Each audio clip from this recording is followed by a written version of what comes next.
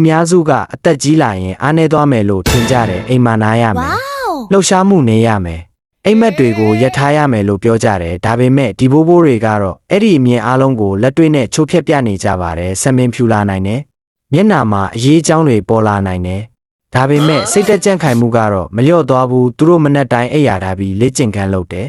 လူငယ်တချို့တောင်မလုံနိုင်တဲ့အားကစားတွေကိုစိန်ခေါ်တယ်တန်းဆွဲတယ်ခန္ဓာကိုယ်ကိုထိန်းတယ်အားအင်ပြေဝစွာလှုပ်ရှားနေတယ်သူတို့ပြောနေတာတခုရှိတယ်အသက်ကြီးတာကအဆုံးမဟုတ်ဘူးစိတ်ရောလိုက်မှအဆုံးဖြစ်တာတဲ့လူတော်များများကနောက်ကျသွားပြီးလို့ကိုပြောပြီးအိမ်မက်တွေကိုဆွလွတ်ကြတယ်ဒါပေမဲ့ဒီဘိုးဘိုးတွေကတော့အသက်60 90ကျော်တဲ့ရွယ်မှာတောင်စတင်နိုင်သေးရဲ့ဆိုတာသက်သေပြနေကြတယ်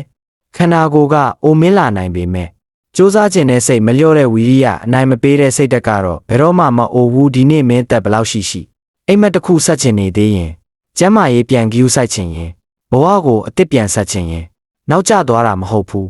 မဆသေးတာပဲဖြစ်တယ်အသက်အရွယ်ဆိုတာကိန်းဂဏန်းတစ်ခုသာဖြစ်တယ်စိတ်တက်ခိုင်မာရင်ဘဝကိုအချိန်မရွေးပြန်ဆက်နိုင်တယ်